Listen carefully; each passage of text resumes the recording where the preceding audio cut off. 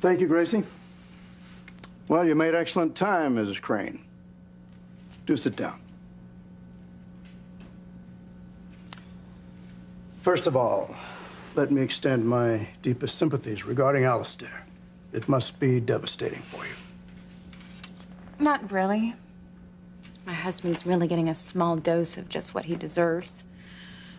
And we're all hoping that he never makes it out of the hospital. I see. But I must say I find your honesty quite refreshing. The truth is, I've rather been hoping I would never have to deal with your husband again myself. He has undercut my company in innumerable ways for years. Well, isn't that what business competitors do? Yes, but in Alistair's case, it was never about healthy competition. More like a blood sport. That sounds like him. So, how may I help you? Well, you've hired Ethan Winthrop. Yes, in fact, he's due to start in our New York office at the beginning of the week. I'm looking forward to it. Don't. I want you to rescind your job offer. Well, I'm not going to do that. And if that was your only reason for coming here, then you've wasted your time. Good day. You do know I'm acting CEO of Crane Industries. How could I not? It was the lead story in this morning's Wall Street Journal. Then I'm going to ask you to reconsider your answer to me just now. Let me tell you something, Ms. Crane. All of my professional life, I've had to kowtow to the wishes of your megalomaniacal husband. I've had to think and rethink every deal I wanted to close. I've had to hire extra security just to stay one step ahead of Alistair's hired gun industrial spies. I've even had to carefully monitor my own personal life just to make sure I didn't give him anything he could possibly use to blackmail me.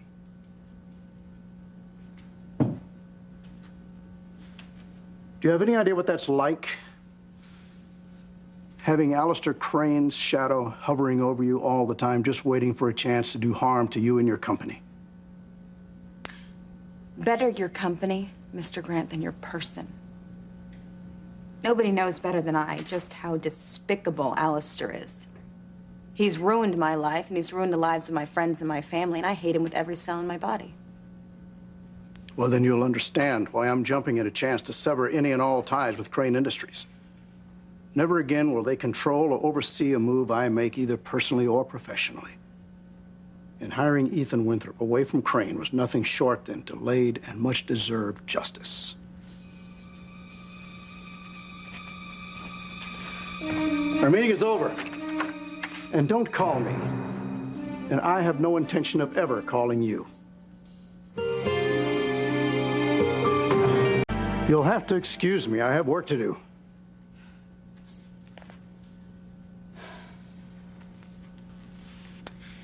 The thing is, Mr. Grant, I understand your position. From personal experience, I'm well aware that my husband is a monster. Like I told you earlier, he has done unspeakable things to me and my family. I've been through hell and back at Alistair's hand. He's hurt everyone that I've ever loved and cared about, including my 2 children. But as you can see, I'm a survivor. And apparently Alistair recognized that, which is why he named me as his successor. Well, as I said, Mrs. Crane, that is your business. You run yours, I'll run mine. You talk about the hoops that he's made you jump through over the years. That's nothing compared to the humiliation and degradation that he has heaped on me.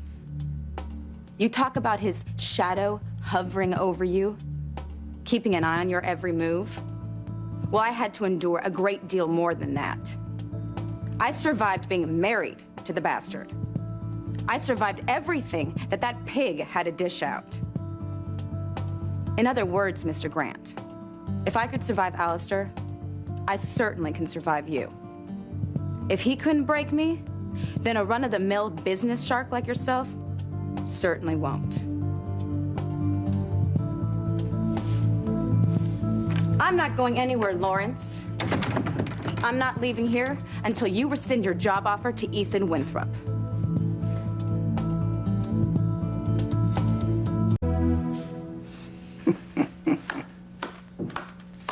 Bravo.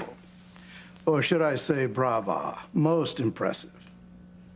Excuse me? From what I understand, you've only been married to Alistair Crane a few months. You must be a very quick study. Among other things.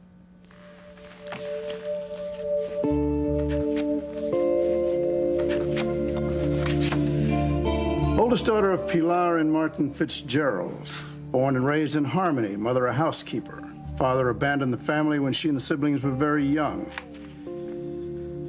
Where did you get that? Fell in love with Ethan Crane, now Winthrop. Almost made it to the altar with him, but the wedding was canceled by Ethan when he learned that she had contacted tabloid newspapers with information that she had not given him, i.e., that his real father was Police Chief Sam Bennett and not Julian Crane, as everyone thought. I wasn't the one who sent the information to that gossip column. In the pain of your rejection by Ethan, you followed his ex-father Julian to the Bahamas, where you both ended up drunk and believed that you were married. That was a trick that one of Julian's friends played on him. The marriage was never legal. Still, it did have its repercussions, namely your firstborn, a son fathered by Julian, named of all things little Ethan. All right, I've heard enough. And your island shenanigans didn't do anything to help your case with your true love, Ethan, did it? That has nothing to do with you. And that has nothing to do with our discussion. Come now, Ms. Crane. You even got Ethan's name on your charm bracelet. That is my son's name, Mr. Grant, and my personal life is none of your concern. Oh, no? I'd say your personal life is why you're here. Okay. Fine. Why don't I tell you the rest of the story? That way, you'll get your facts straight. Keep it short. I love Ethan, yes. I always have, I always will, and I will continue to do whatever I can in order to be with him. All to no avail, it seems. I'm not giving up. And anyone who thinks that I should is selling me short. I even married a sick and perverted man who did hurtful things to my family in order to be close to him. Not to mention your daughter. I understand Ethan and his wife have custody of your little girl? Yes. And Alistair promised that he would help me get her back, but he didn't because he lied. He tricked me. Well, surely that came as no surprise. Well, doesn't really matter now, does it? Because here I am, head of Crane Industries, in charge of everything that Alistair owns and controls personally and professionally. Meaning? Meaning that you will not hire Ethan Winthrop.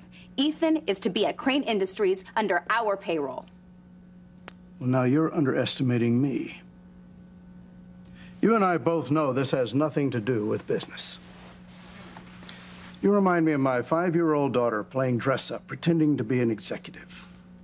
What are you going to do when I say no again? Stomp your feet and have a temper tantrum? Well, it won't work, Teresa, because I am a real businessman. And no matter what you might have learned from Alistair, the bottom line is this. I have hired Ethan, and he's about to start working for me. And none of your drama queen theatrics are going to change that. You call it what you like. And yes, I may not know everything about the business, but trust me, I'll learn. Well, call me when you do. Well, you're willing to take the chance that I'm not going to leave you alone until then? You don't scare me. Well, then you're not as smart as you claim to be. You think that Alistair gave you a hard time over the years? Well, trust me, you're going to think that Alistair's a real pussycat by the time I'm through with you. You got a lot of brass, Miss Crane, I'll give you that. But a word to the still green behind the ears. No more threats. Oh, they're not threats, Mr. Grant. They're promises. And I promise you, if you don't give me what I want, in this case, Ethan, then I will sink you and your company. You're bluffing. You don't have what it takes to play hardball. Oh, really? Do you think that you're the only one who's done his research? I know more about you than you think I do. I don't buy it. Frankly, you gave yourself away when you called here to make this appointment. Alistair would never have lowered himself to coming to see me here. He would have summoned me to his office or sent one of his lackeys. Well, like I said before, I haven't learned all the tricks yet, but I do know a few things. For example, when Ethan started working at Crane Industries, he signed a contract with us. It's a binding agreement. He's not free to accept other employment. Well, let's let our legal department sort out your corporate rating claims, shall we? In the meantime, Ethan will be in New York working for me. Or not. I propose to leave my legal department out of this one. No. Now, I'm going to turn this issue over to quite a different department at Crane. What department is that? The one that Alistair used to solve sticky issues. The one that he used to overthrow pesky governments around the world. The one that he used to have high-ranking foreign officials assassinated. The very same one that he used to have my two brothers murdered in cold blood. That department, Mr. Grant. Well, those are the tactics of a cold-blooded monster, Teresa. Not a nice Catholic girl who was raised knowing right from wrong. Well, you've heard of the separation of church and state, Mr. Grant. I believe in the separation of business and church. Although, you'll probably be seeking solace in one by the time I'm through with you. Surely you realize that you are not Alistair. Just because you are in charge of Crane for the moment does not give you the authority to use that same evil power. Are you willing to take that risk, Mr. Grant?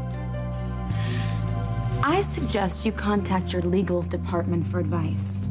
And in the meantime, I will contact my special department. And I think we both know which one has the better track record. You're bluffing again. That's your gamble to take, Mr. Grant. Now, since you obviously have done your research on me, I would suggest that you read through it more carefully. After everything that Alistair has taken from me and from my family, I've got nothing left to lose. It is about time that I've been given the power to get what I want, and you damn well better believe I'm going to use it all. But I want Ethan to work here for me in Harmony and not for you in New York. It's your choice, Mr. Grant. Either you call Ethan and tell him that your job opening has been filled, or I turn Alistair's special department loose on you and yours. Any way they see fit. Do you still think I'm bluffing, Mr. Grant? I may not know much about business, but I have learned from the most ruthless, power-mad executive in this world. I know the full extent of the Crane name and power, and you damn well better believe I'm going to use it all to sink you. So, if your business means anything to you, if you feel the least bit responsible to your family and your shareholders, don't go to the mat on this. Simply call Ethan and tell him that you've rethought your job offer. Now.